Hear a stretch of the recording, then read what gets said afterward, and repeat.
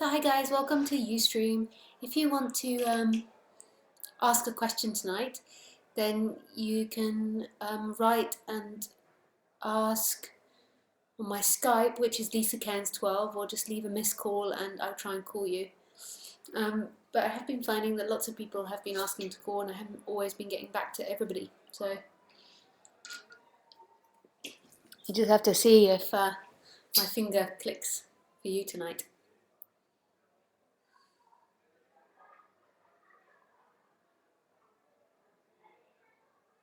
If you want to come to one of my events, the next event I'm doing is in Spain.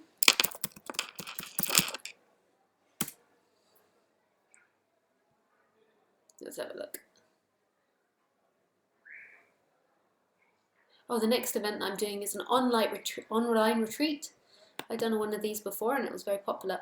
An online retreat on the 17th of September, which is 4 till 6 French time and then 8 till 10 French time. So it's 4 hours and there's only a small group of around 15 to 20 people. So it means that everybody can ask a question, which is nice. Then after that, I'm doing a retreat I might be doing talks in the south of France where I live, but I put it on my website, but I'm still not sure if that will happen. So I'm still trying to find places for people to stay. So I'll keep you posted about that one. That one would be the 30th September to the 3rd of October. Then the 14-day intensive retreat in southern Spain, which is 18th to the 1st of November. That's 2 weeks. And I think all the single rooms are taken now and there's just sharing rooms left and I think they're booking up. So if you want to book a space on that, you have to be quite quick. Then weekend talks in Milan, the 2nd to the 4th of December, and then India, the 30th of December to the 20th of January. So lots of different things to get involved. So I thought we could just do a bit of silent sitting at the beginning.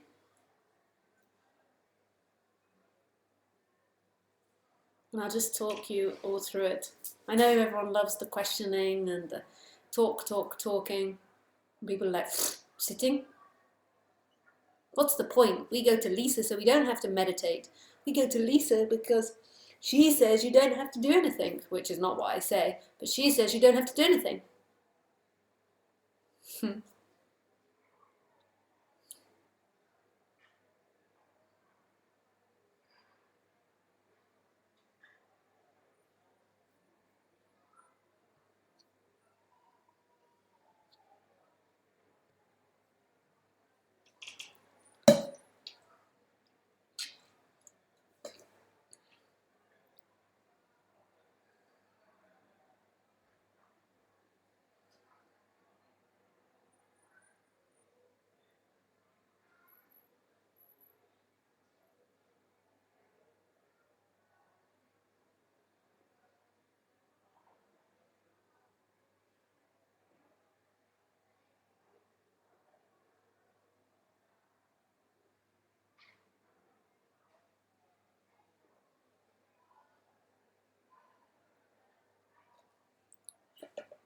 I just need to put some more milk in my tea.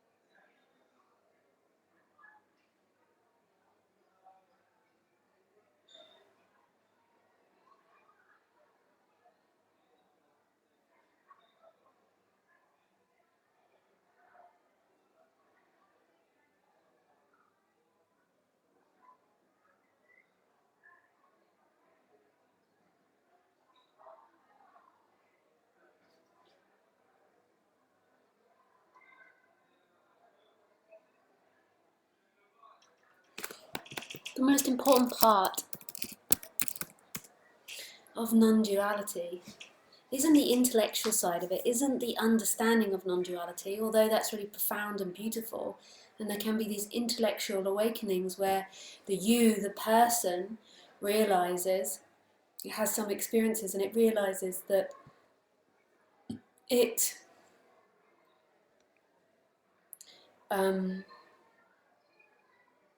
it is the experience, it is whole, it isn't the experiencer, there is something else that's experiencing.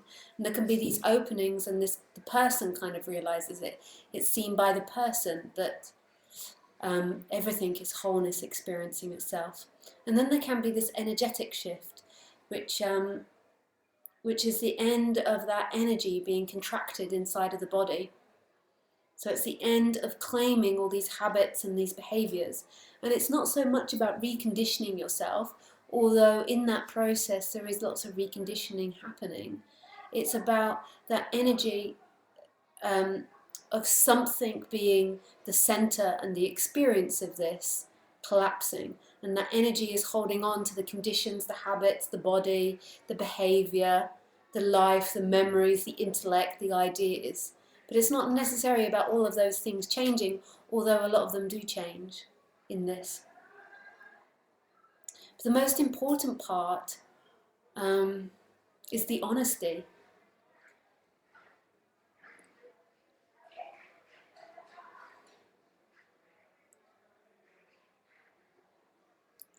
What do I mean by the honesty? I don't mind me not telling a lie. Lying can still happen. That sounds even odder with the word honesty. But I mean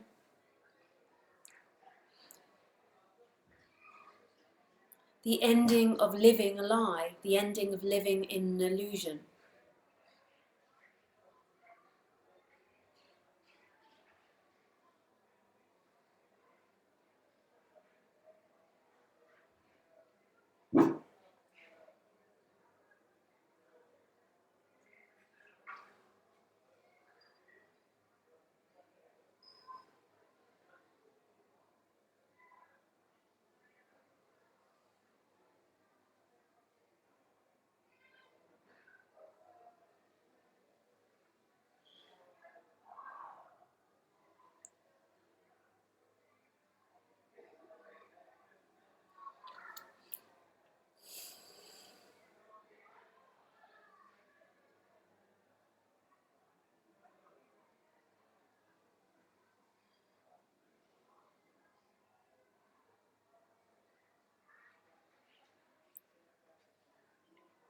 So the separate self is full of lies.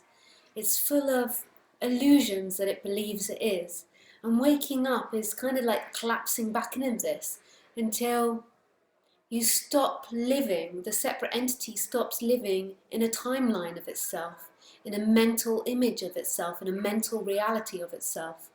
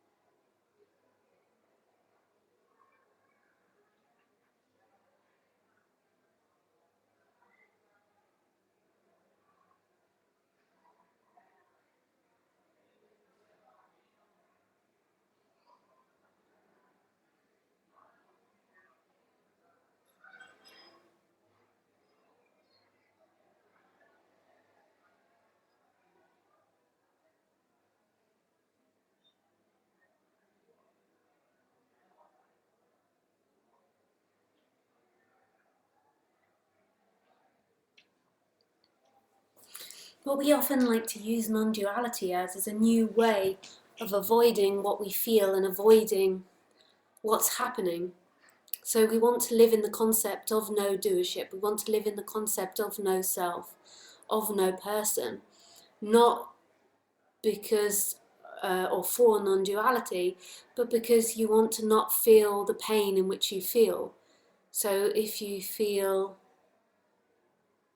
angry at someone, then the thought might want to say there is nobody to be angry at, to try to pacify that anger and not be angry. But the most beautiful thing that can be done is just when the person feels separate, even though ultimately there isn't someone there, is just look underneath what you feel. So if you feel anger, look underneath it. Normally it's vulnerability or lack or wanting something else, feeling like you didn't get enough. So if you just, look at that feeling, then you can go underneath it and see that all feelings come down to two primary feelings, fear and lack. As soon as there's identification, the separate person has two major feelings, that I am not enough, I'm scared, and lack, I am not lovable. The world isn't giving me what I deserve. I deserve more. And so say if you're feeling anger on the surface at someone, so you're angry at someone, the mind, not that there's anything ultimately wrong with anger, anger can be also a really positive emotion, but when you're identified and the mind keeps repeating the story about what's happening, then that separate person can explore that storyline. And often what you'll want to do on the top is start saying non-dual things. There is nobody there. There is nobody to blame. It's not their fault because there is nobody. I'm not somebody. There's nobody that hurts. And that's living a lie. That's trying to be something else than what you are. So you can use that to go back, and then you can be, I'm fucking pissed off with that person. I'm really pissed off with that person. And then, okay, I'm pissed off with that person because they make me feel vulnerable. Okay, I feel vulnerable. And then you can go deeper. I am afraid of being alive. I am afraid. I feel fear. I feel fear. It always comes back. You can always follow back any emotion, any separate emotion to them. But then you also have natural emotions. So there is natural emotions that occur as well. So emotions are always going to appear. We have these chakra centers, and they're going to appear when you're identified or you're not. But I'm just talking about when you're suffering and you're identified and you're contracted and you keep repeating stories. I'm talking about that. But there's natural feelings of anger, jealousy, competition even. So we have these chakra areas which have these feelings, and they have positive and negative feelings, each of these chakra areas, and that's never going to stop. There's always going to be feelings and reactions to circumstance, and they're really important for this body to function in the world. Like people often think that anger shouldn't be there if you wake up. Anger is such an important emotion. When I first woke up, when there was first awakening here, I was so blissed out that I would feel anger, but because there was so much bliss, I wouldn't act on the anger. And then what would happen is that people would treat me inappropriately. Because if you don't have this energy, now I'm not saying anger is abuse or hatred, I don't mean it in that way, I mean this energy, this forceful energy of no.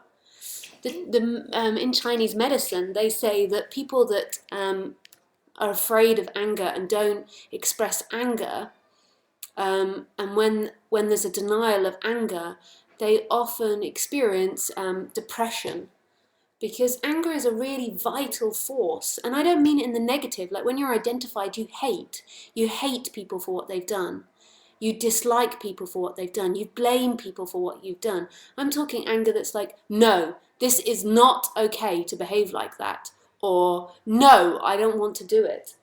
With Khaleesi, there needs to be anger sometime, although she's a very good doggy. But when you're identified, it becomes a story about the other person. And even though you need the story in a vague way for there to be anger, it becomes an elongated story of dislike and hatred for the other person, and truly wanting them to be something else than what they are.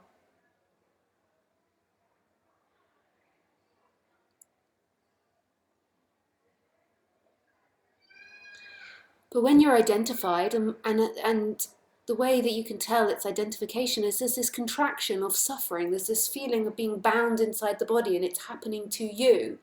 You can explore these feelings, and I'm not suggesting that we get rid of all these feelings, but what I'm trying to show you is how these stories, the stories that you create, are coming from two basic things of fear and lack. So say if you really believe someone's done something to you, what the identified self will start doing is start telling the story of non-duality or spirituality to avoid it. But you can, but that's useless. That's obviously there's point in listening to non-duality, but not to try to be non-dual. If you try to be non-dual, you'll just become dead and cold. That's not non-duality.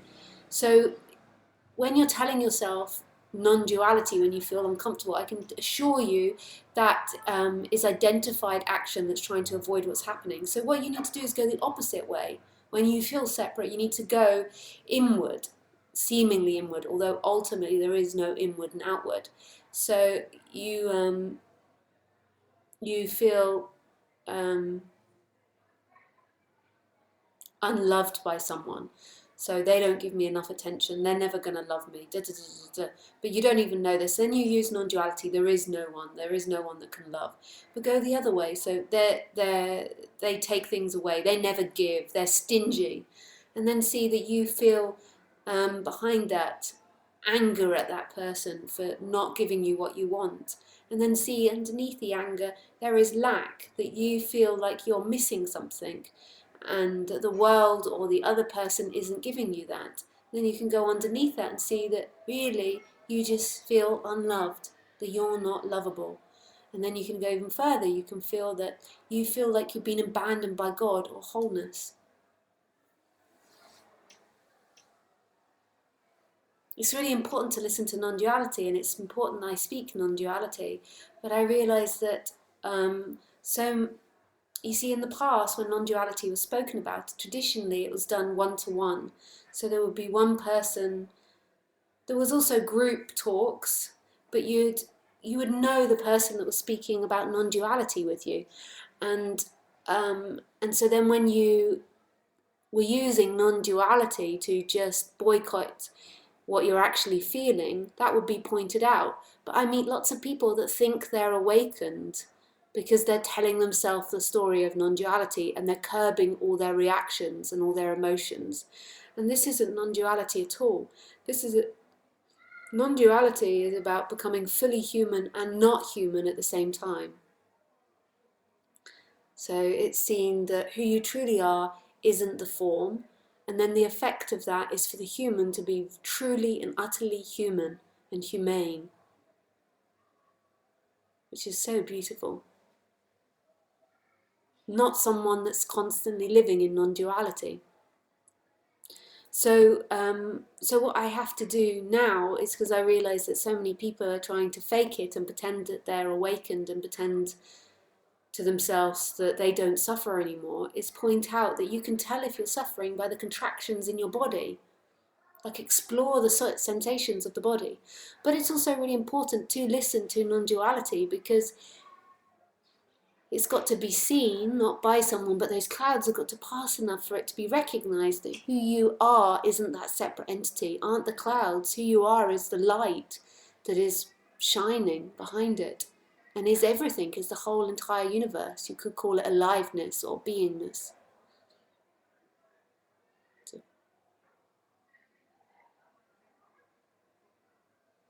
okay, we can take questions now. There's so many people leaving me messages. You don't need to leave messages on Skype, just leave a missed call and then I will answer it.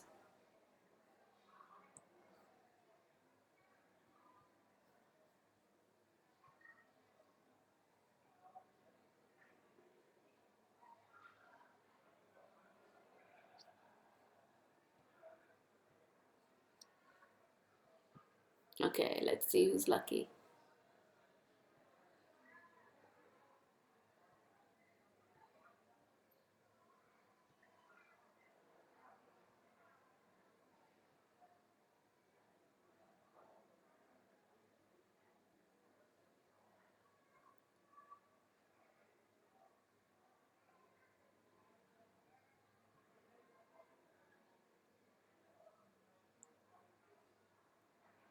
Hi Susan, hi Renate, hi Vladimir, hi Maria, hi Gina Color, hi Olga, hi Thomas,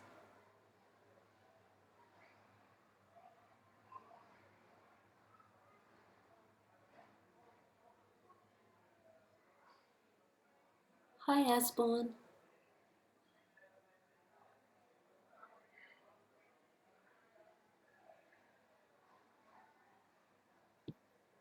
hi Alango.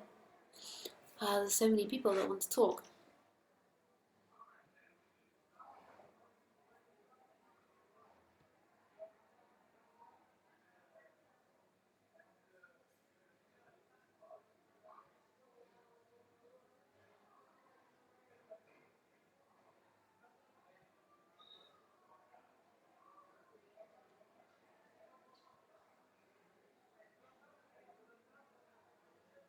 Okay, I'm going to try and go for someone that's I've never spoken to before. Great. Hi Lisa. Not long ago, I had an experience of expanding. It was much energy around the body and I lost the feeling of a person in the body. Then the thought arises, I can't bear that, and it brought me back. Do you think that could be a little awakening or earlier another illusion? Thanks. I hope it's correct English. Yeah, Grit, I think that's an awakening. But you were still there because you experienced that expanding, but eventually that expands so much that the sense of you disappears, but that sense of being, which has always been there and never changed, is everything. It's always felt like that being was contained with the person. That sense of being alive was contained inside the person. But actually that was always there and everywhere, and the person was just giving the appearance that it was inside the body. So what was beginning to happen was it felt like it was expanding out, but that person was collapsing and not holding on. Then eventually it just disappears into everything, and then there's nobody having an experience anymore.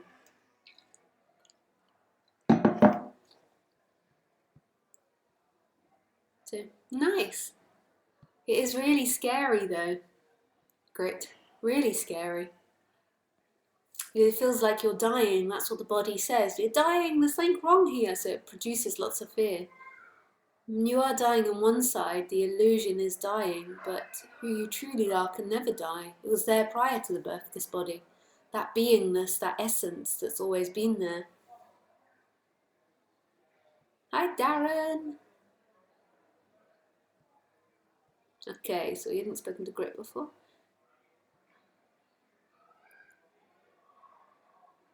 Spoken to Olivia before? He's spoken to Gunad. Okay, Gotamarash. Oof, what a hard name.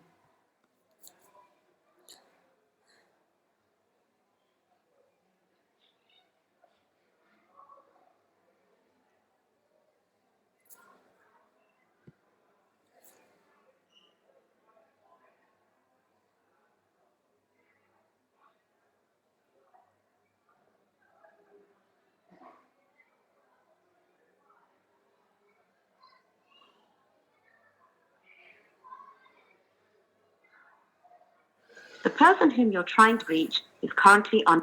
Okay, he's unavailable. Thomas, I've never spoken to before.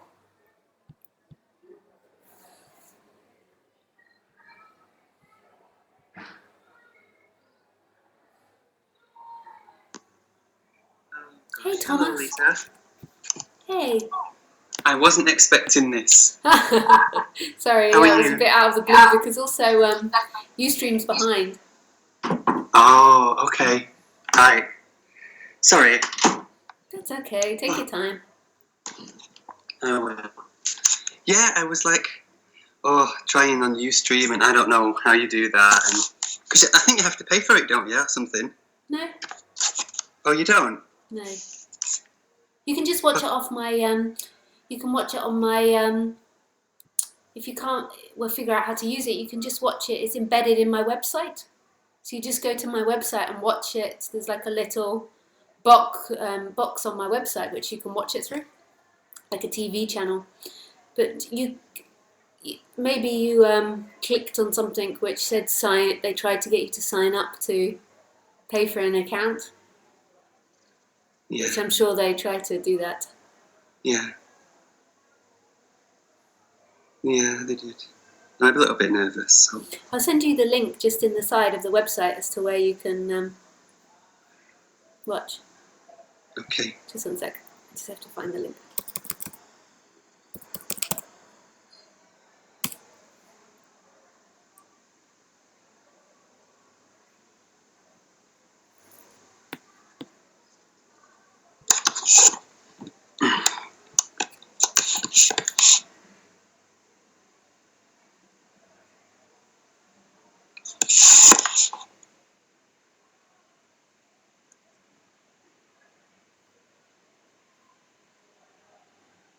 I'm just seeing if it works myself. Okay. It's a good experiment for me. There you go. There's the link. You just have to press play, but it's just producing a black screen. Okay. I don't know if it'll work. We'll see if it works. So, let's have a look. But you can't. You know it's working. You just Oh, okay. So I can go on that afterwards. See, right. Yeah, you can get. You can. I just see it. It's a few minutes behind, like the live stream, but you can just watch it there. Right. Okay. How do I do this now? Oh my god. Hmm.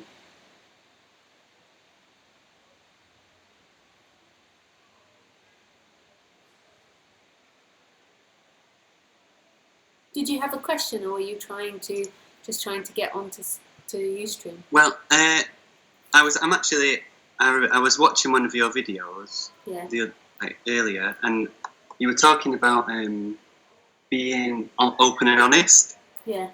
And you said that if you feel nervous, then it's okay to just.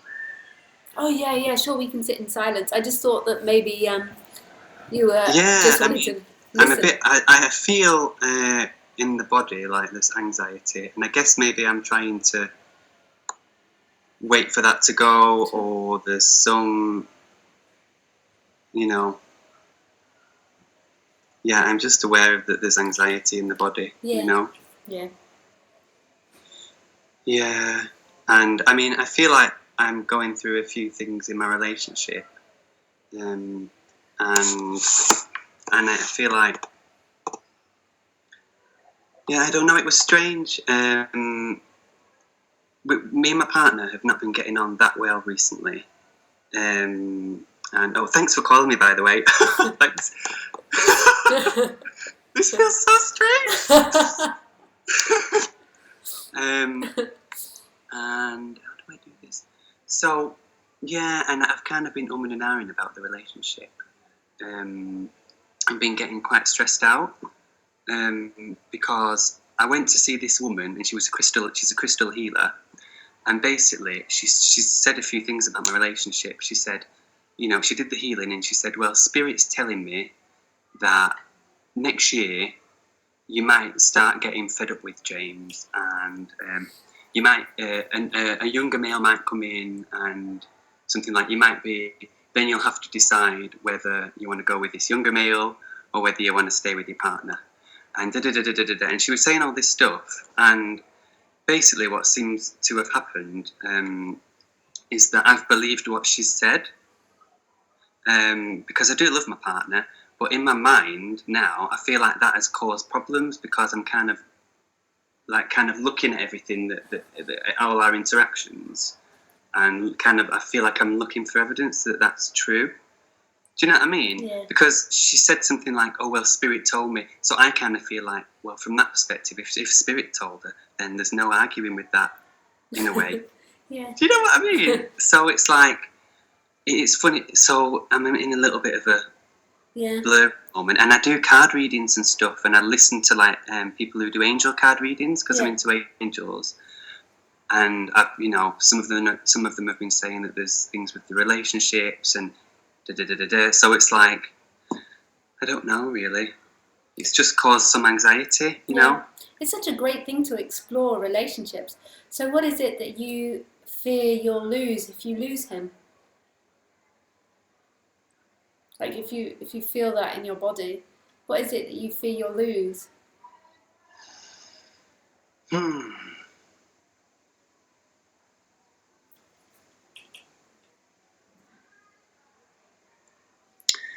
There's a bit of a fear of like that it would be really traumatic.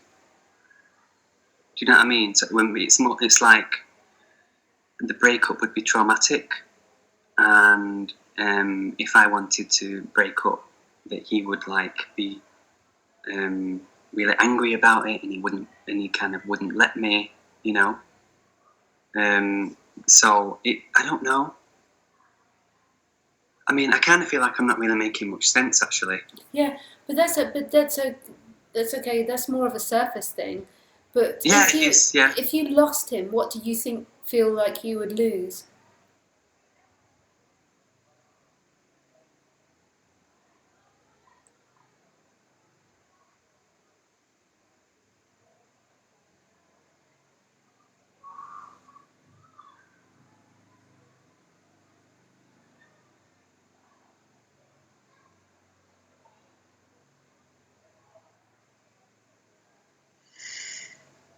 Yeah, nothing's really coming.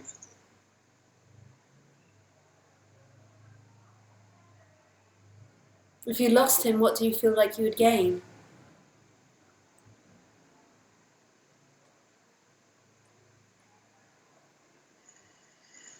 Maybe like a sense of independence. What I would lose is we have a strong connection, and we have a strong spiritual. You're getting afraid now of being too honest. It's like you're getting afraid of what you say, Yeah. like in the sense of you want to backtrack on what you say rather than just going to the raw feelings of what you feel, because everybody has really beautiful connections, but there's points and times when it's times to move on. There's times when it's not. But often when the impulse comes to move on, what it also is accompanied with a fear of not knowing what the future looks like. I'm not saying that you guys should be moving on, but when I asked you what will you lose, you didn't come up with anything. I guess I'd lose like the security that we've got at the moment, in a way, and the home, like that we're together in this home, and yeah, our cats. Yeah. But I understand, yeah. And this is a line of questioning that you need to go for rather than like the more surface stuff, is because often what we do is we stay in circumstances, and this might not be the case, it might just be a passing thing. We stay in circumstances out of fear. Yeah. Because because our life, normally you live with someone, and your whole life's are based together. All your friends, your house, your cats, and everything is together. And then often we feel unhappy in that situation. We feel like there's other possibilities that we would like, and then the fear of trying to change anything is just too overwhelming. So then what happens is we become haunted by that fear, because we're not. When you stop being identified, there's a natural flow of things. And I can't tell each person what that natural flow is, but there's just this natural flow. But identification breaks that flow, because what identification does is it starts living in the intellect, and it starts predicting the future or being afraid of the future. Like when I say predicting, I don't mean like your crystal reader, but I mean predicting as in like, if we break up, this will happen, or I know what's going to happen for the next year, or my life will look like this for the next year. And then we don't change things rather than in the moment. That's what we should always be following, is what's happening in the moment. And it's not you following it, because ultimately there is no like separate you, but who you truly are is that beingness that's seemingly veiled by an illusion. And as you stop being identified, that beingness comes forward, and it knows the way to go in the moment. It feels it, and it doesn't doubt. It doesn't have to think about things. It's a feeling, it's an impulse. So in order to get to that, but it's not you getting to it, it's not a separate entity getting to it, there has to be an exploration of what the illusion is. And the illusion is basically what you think you know life is, and trying to rationalize things. Yeah. And living in the intellect. So it all goes back down to feeling and impulses. Like the body knows instantly what it wants to do. You know instantly when I ask you, do you or don't you want to leave him? Not intellectually, but the body knows instantly. But then quickly fear comes in. And rationalization comes in. But this is so much because what we're told by society is this is what life should look like for us. And this is what you have to follow. So you should be living with your partner in a house, or you guys, like there's a particular lifestyle which everybody else is doing. Even though it's beginning to break up over the last 100 years, we're beginning to change the norm, but there's still lots of restrictions on the norm of what the norm is. A lot of it's dictated by finance, but that's also because we live in a society where finance is identified. So our financial system is an identified system. It's a system bound in the illusion of self. So therefore, a lot of our romantic relationships get really mixed up with finance because we're living in this really identified society. So therefore, what we do in that society is all me-based, is all separation-based. So what needs to happen is not really thinking too much about what it will look like or what you're going to do or what's going to happen in a year's time. What needs to happen is keep exploring your boundaries and what you think you know, but not through the intellect, but keep exploring the sensations. Yeah. What's underneath the intellect. So a thought arises about the story that you've just told me, and then what's underneath is fear. And then you can explore that fear. It's pointless exploring the stories on the surface. You can explore them to a certain extent to do a bit of analysis, but go to your fear. So you're telling a story and you feel the sensation of fear, and that's what needs to be explored. Underneath the fear is the identity. The first two emotions that identification feels is fear and lack. I am scared of this world because I'm in relationship to it, and I lack because God has taken something away from me. God has kicked me out of the Garden of Eden. And these are two, and then we base our lives trying to avoid these two primal emotions. And they just, once they begin to be explored and not run away from, then there stops being this illusory self that's going into time and seeking for answers in time. There's never an answer in time. The answer is right here. Oh. Time is an illusion. Time is something we've made up, and it was only about practicality. It wasn't about your life. Your impulses know what to do. Because that's the direct access to God. That comes directly from emptiness. So is it like there's actually nothing that I need to do? It's more about just going in. Yeah, it's not about action. The action will come at the right moment. So at the moment, the action isn't ready because you're still confused by what you're thinking. The action will come when you explore what's underneath that thinking. So those feelings of security, like those, you can feel it when you'll be around him and stuff, and it's nothing personal to him. It's nothing personal to him, and it's nothing you've done wrong or he's done wrong, but your body just knows what it wants. It knows. It's not even your body, it's that the impulse that just comes in from no-thingness, and it's nobody's fault. It doesn't mean he or you are unlovable or did anything wrong, but we're still living in a system of marriage and lifetime partnership, which actually is really crazy. Marriage was only ever about inheritance. It was like when you follow back what marriage was on lifetime bonds, it was about inheritance and money. This is why I say they're so bound up together, because the woman was given to the man, and then the man inherited from that family or got money from that family. And it was all about those two families financially bonding. It's so sad to put it like that because we had this romantic images of it. So we're still living in an old system which was based on finance and society, which was based on a sense of self. Okay. Yeah. So our relationships aren't always working. I'm not saying that there aren't lifetime relationships. There can be, but there also isn't always that way. Mm. And if it isn't always that way, and we've got this idea that it is that way, then it causes great conflict. Yeah, or that it should be. It should, yeah, exactly. This is why you have to go back down to the feelings, but it's intense because often we don't want that honesty. Because you don't want to reject the other because it stimulates your sense of lack as well. You don't want to think about these things. You just want to stay on the surface and for everything to be all right.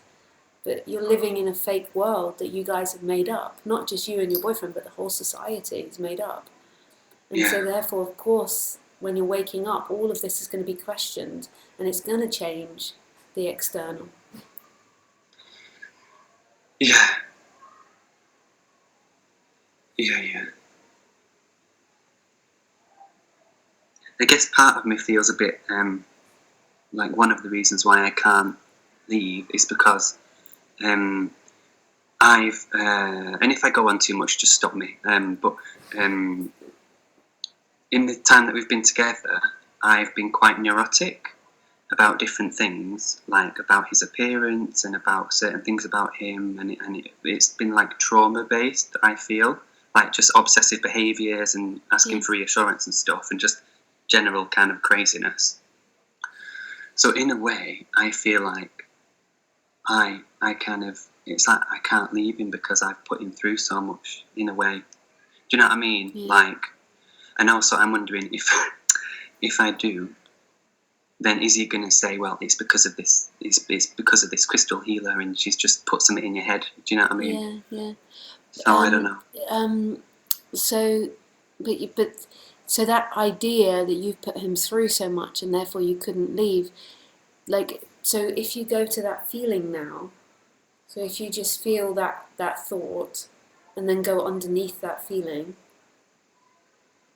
what's underneath that feeling? The sense that you're bad and that you've done something wrong? Yeah, I guess like guilt.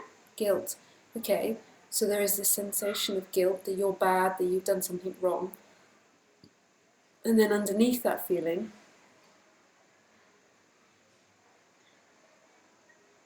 what's underneath? I'm just aware of like trembling. Yeah.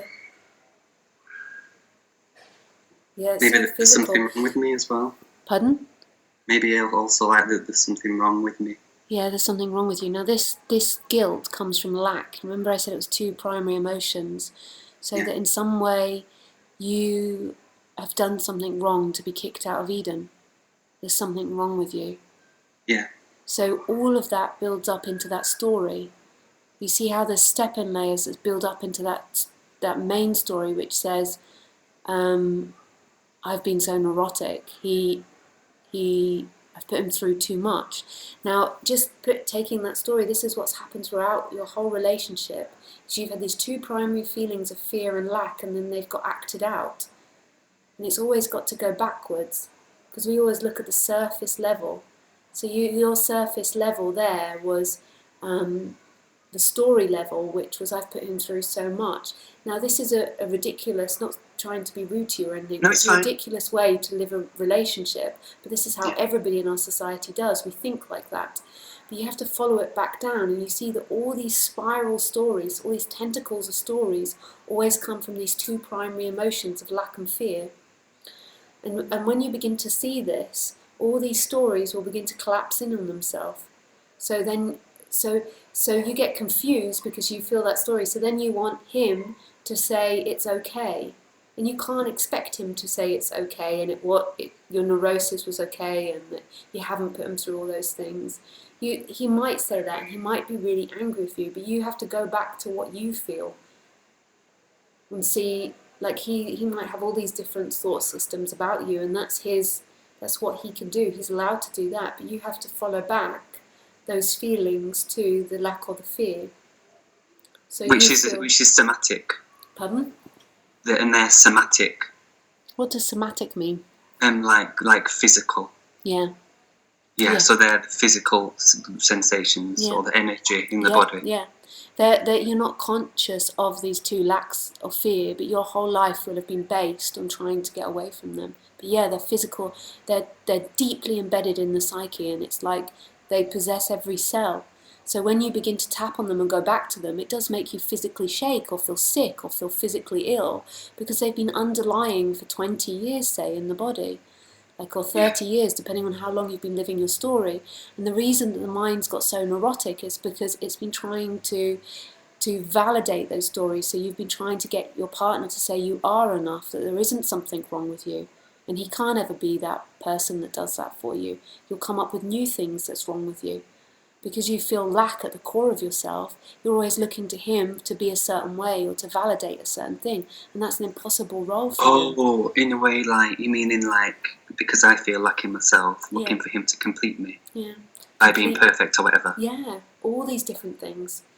By trying to change him. Yeah, because you just will project the lack outside. Yeah. His appearance doesn't make you feel valid enough. It's terrible, really. But everybody's doing it. He's doing it as well. He's doing it as well. Everybody that's identified is doing this all the time. And the lack gets projected inside or outside. So we put other people down and ourselves up, or we put ourselves down and other people up, whatever way it goes. And we do it without knowing, really, don't we, in a way? Totally. It's a totally unconscious thing. And since you've been identified at 1 or 2 years old, you've been acting those stories out. So when it started, the identification, so at school you were trying to be a good boy because you wanted to be loved. So it started in very small ways, that you'd tuck your chair in at school, you'd do as the teacher said, you'd do your homework, all these different things you'll be doing to impress the teacher, to impress your parents. Every time you do that, you're validating that there's something wrong with you, and this sensation grows. After 30 years of being identified, then our thinking processes tend to be quite neurotic, because we're always trying to have to find validation outside of ourselves. We're always trying to have to fulfill the fear or fulfill the lack externally. So we're always feeling this sensation of not being enough. And it's producing, because we've always thought that we could solve it with our intellect, it's producing a very busy and chaotic intellect. And then we've got TV and the internet, which is encouraging thinking as well. So on the surface, we're getting very neurotic thinking-wise as a society. And it all stems from identification, then the two primary emotions. I am not enough, I've been abandoned by God, I've been kicked out of Eden. And that comes in as guilt, sin, the original sin. And then fear, because you can potentially be killed and eaten by this world. You are this instrument and you've got to protect it from dying. You can die. Prior to identification, there was no birth and death. Prior to 1 or 2 years old, you didn't have any concepts that you could die, that you possibly could be eaten by another. And so then after 30 years of living in that world, because the whole of society is identified, so our society is an identified society. The way we work, the businesses, the selling, everything is identified. It grows and grows, and then we have now a society which has so much anxiety and worry in so many different ways, and constantly feeling like they're not enough. And that's where the anxiety comes from, because you're always trying to get that validation, which is really stressful. You don't just walk into work and feel loved. You walk into work and feel like you have to prove yourself constantly. But we should be living in a society where we walk into work and we feel loved. We shouldn't even be calling it work. It's like a collective. We're collectively surviving together, like collectively sharing together, not work that you have to work for a company. But most people walk into work and feel like they've constantly got to prove themselves, otherwise they're going to be in trouble. And they're working out of a fear mentality, fear that they will go bankrupt or that they won't be able to pay for their mortgage.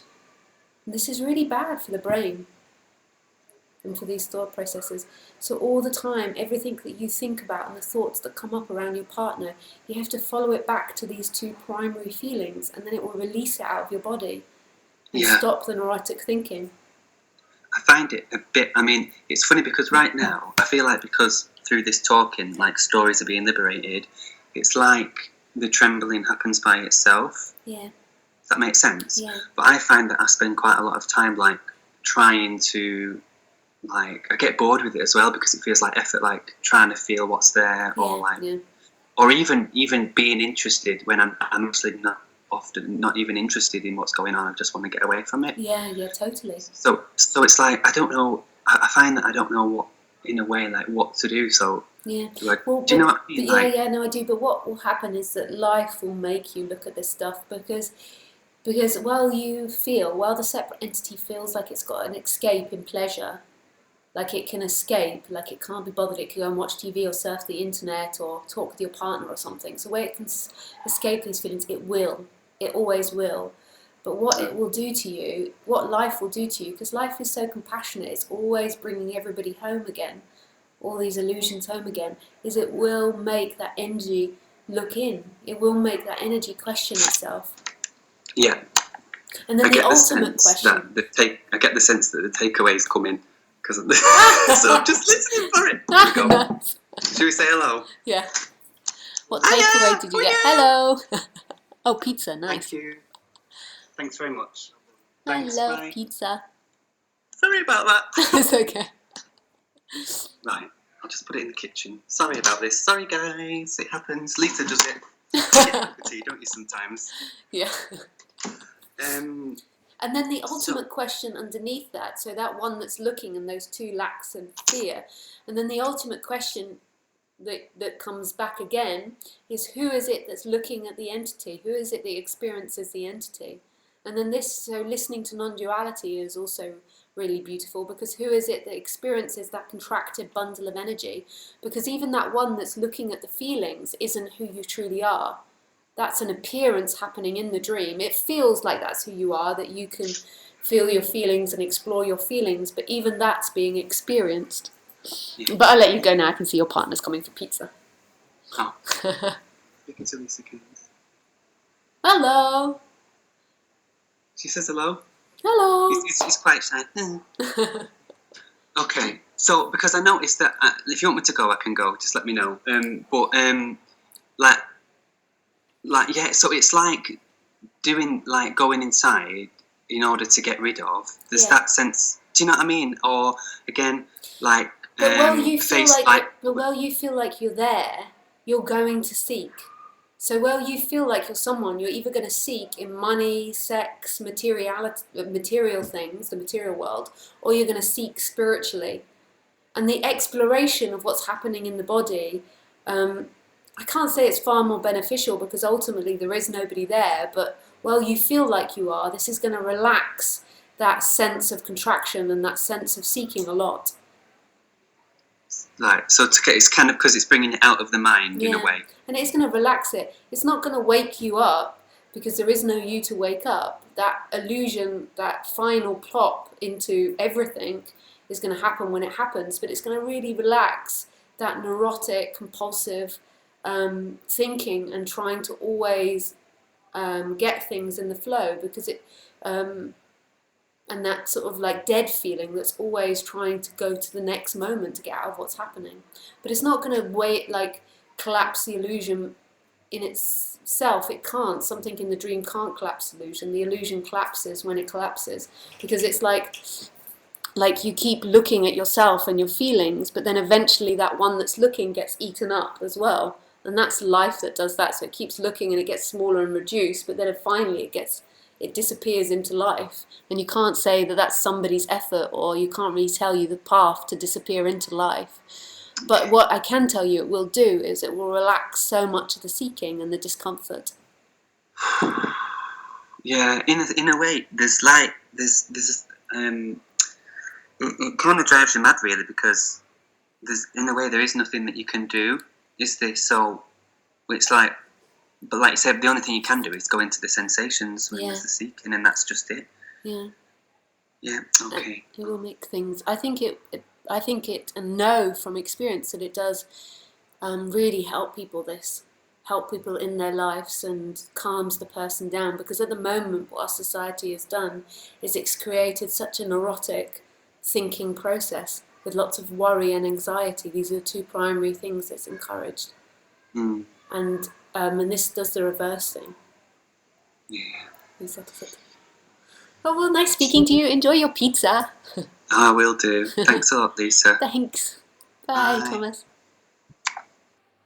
Nice. I liked his honesty. That was very nice.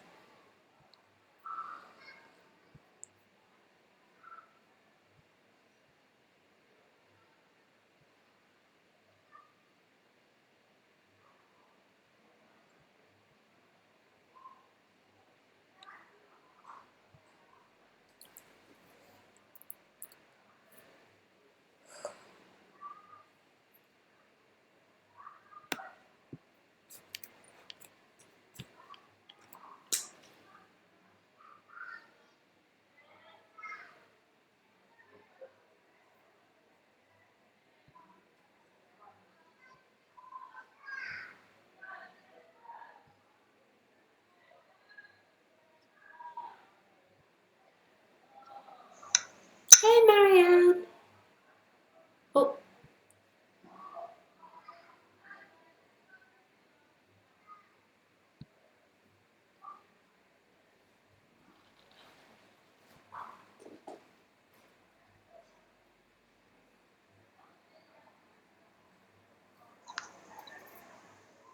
Hey! Hey. Oh, nice. Sitting in the sunshine. I am. Do you want, I'm going to switch so you can not see the white. Hang on. Is that better? Now you can see the trees. Yeah, and the sunlight coming through. It's very pretty. Okay, yes. Yes. Hi! Hey. How are you? I'm okay. I have I did the most funniest thing this morning.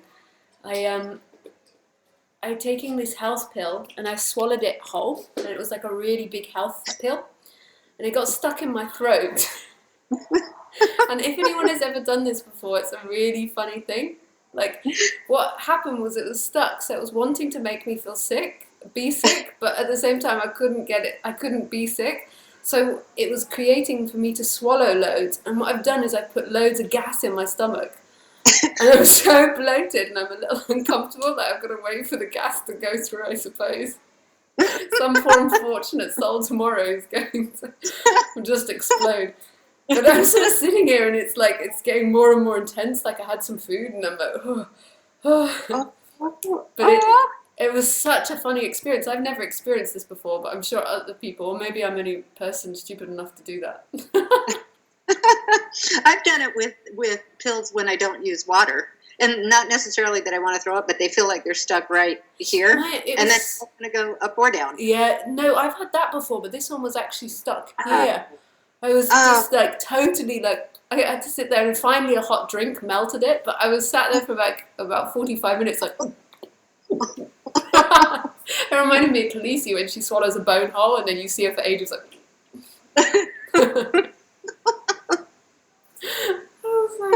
it was funny, but I couldn't even laugh because I was just stuck in this like.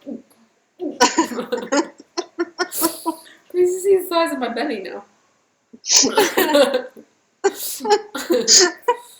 Well, good luck. Yeah, that's what you get when you ask, "How are you?" I'm like, just honestly tell you what I did. I love it. Good. So, my questions, actually, everything you've talked about today keeps touching on where I'm at. And I've got a twofold question. Okay. I'm noticing, first of all, I noticed my seeker. I've had a seeker that, what I think I've kidded myself before was I might have a long-term goal of getting something, or not getting, or achieving, kind of like a school project or whatever. That would be the analogy.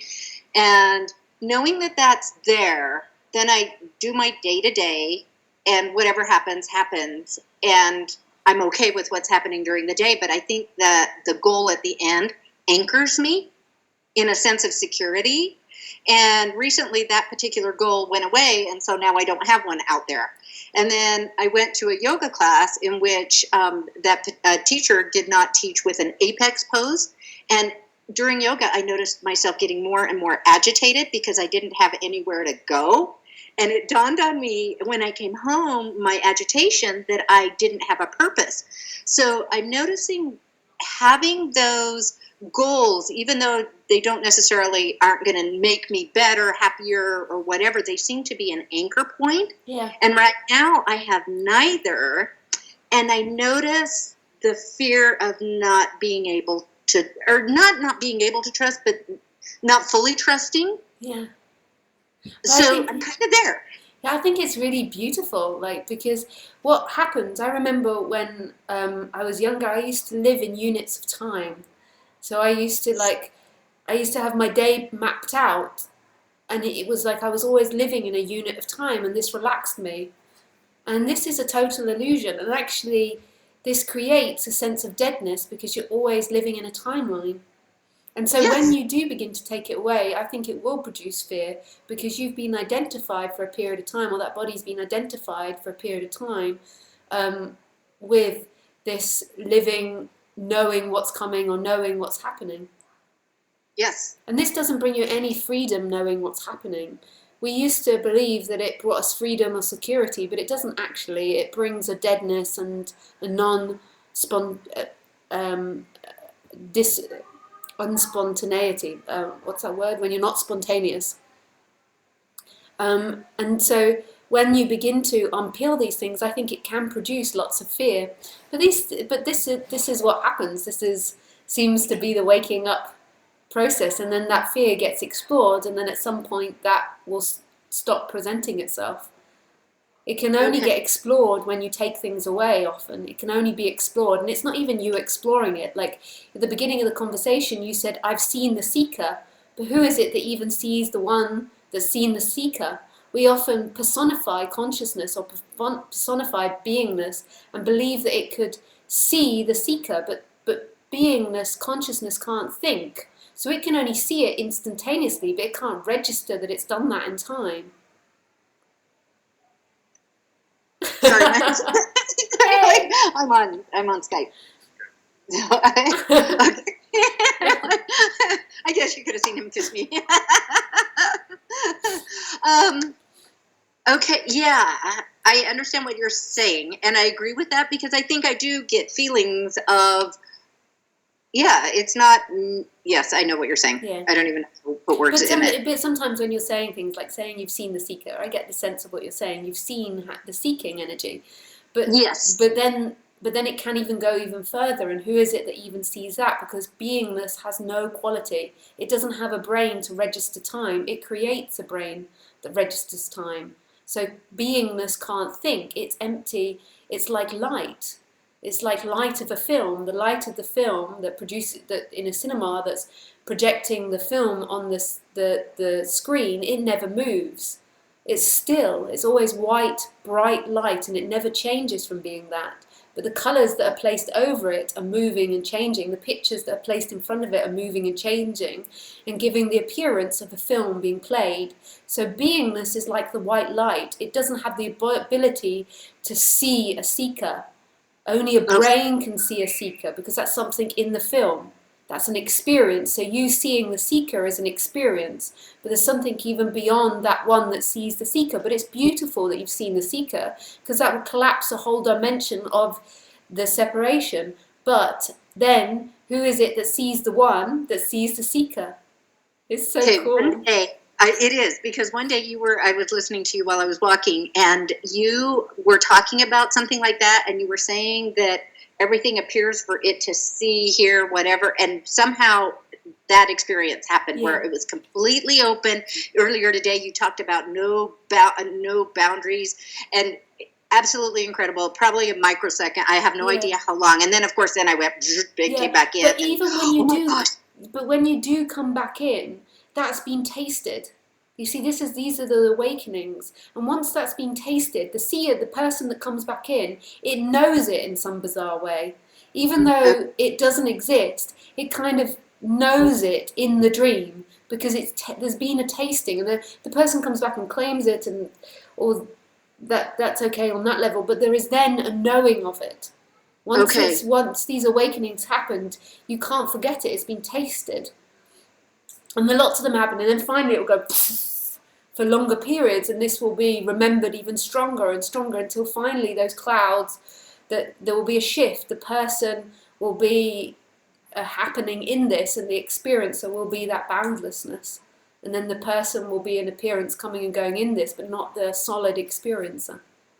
Okay, which leads me to my second point or question or whatever. Yeah. So one night I woke up with tons of just vibrating energy, and the thought came that said, oh my gosh, it's happening. And then the next thought came back to fear, going, but I'm going to lose Matt, who's my son, my oldest son. And then the other thought came in, but he's just an idea. But it was like the fear of, there is a knowing that all of this is concept, so there have been enough tastes, I think, that I've had those, or it's happened, but then the thinking mind goes, but the world I know will no longer be. Yeah. And so, and the fear's gonna keep coming in until it stops. So there just has to be an exploration of that fear. That fear is going to keep covering it until it stops. It's not really your doing. You can't say, don't be afraid, I refuse to be afraid now. It has to keep appearing until that energy of that fear is run out. So then, while you feel separate and you can do things, there can be an exploration of those fears. Like, who is it that you think you'll lose from your son? I mean, because you've never really truly seen your son. Your son is that golden light that's shining on your head. You can't see it, but the sunlight's shining on you. He's not something that you describe in time. He's never been that body. That one that animates the body is beingness, not a separate entity that lives inside his body. That night, both of those came through. Yeah. Both of those things came through, because it was the first one. Whatever was happening.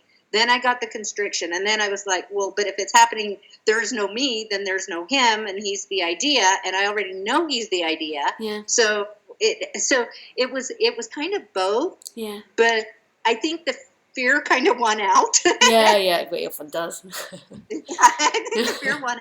And I even feel like even my call to you today was more for a desire of reassurance, really. Yeah.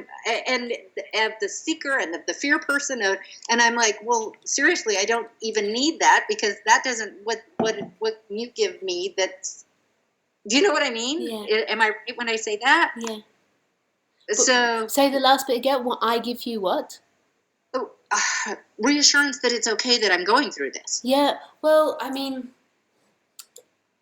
that's okay to ask for my reassurance, but ultimately there has to be an exploration of what's underneath that, and that can be really beautiful to be able to talk and for me to say it's all okay, but at the same time there has to be a bringing a light on that fear that's underneath. So it's not wrong calling and asking and saying these things. I think that it's created a really beautiful dialogue and conversation, but at the same time, always an exploration of what's underneath things, the illusions that come up. So it's nice that that's conscious, that you know also that you're wanting validation. But at the same time, the call has been really beautiful conversation. It hasn't just all been about validating or anything. There's been other things that have come up. So. Okay, yeah, because it's kind of like, because even before I was calling you, I'm like, is it my seeker that wants that?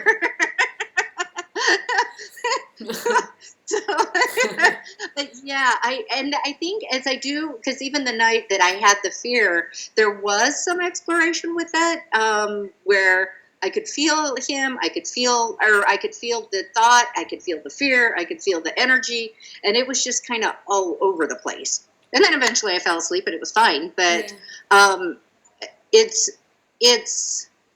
the not having the anchor is really weird right now, but I'm kind of seeing how also, like you were telling the previous caller, life will tell you what to do when you do it as it shows up. Yeah, and I think it's really beautiful and brave that that's being explored. Those not having those anchors, because not many people in society will support that. So, but to be honest, too, I also live in I mean, I'm married and I have financial stability. So in a way, I don't know if I'm copping out that way too. But I mean, not to say, oh, I'll forsake everything that I have and own and everything, but so I don't know if it's truly authentic, my lack of seeking. Do you know what I mean? Yeah. Well, I wouldn't give it too much thought. I would keep exploring what's underneath. Like the thought's just the surface level. Okay. I think you answered. I think we did it. Yeah. Oh, it's such a beautiful garden. You live in a lovely place. I love fern trees. Lovely. It's lovely. It is gorgeous here. Yes, Nice. yes. Thank you. Oh, thanks for calling me. And thank you. You have helped me time and time again. So thank you for everything you. It's a pleasure. Okay. Bye-bye. Bye. Oh, sweet. I think I have to go, guys. I have an appointment.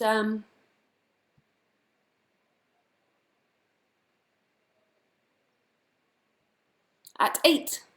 So that's me signing out. I send you all lots of love. There was lots of people I didn't speak to. I tried to pick people that I hadn't spoken to before. Okay.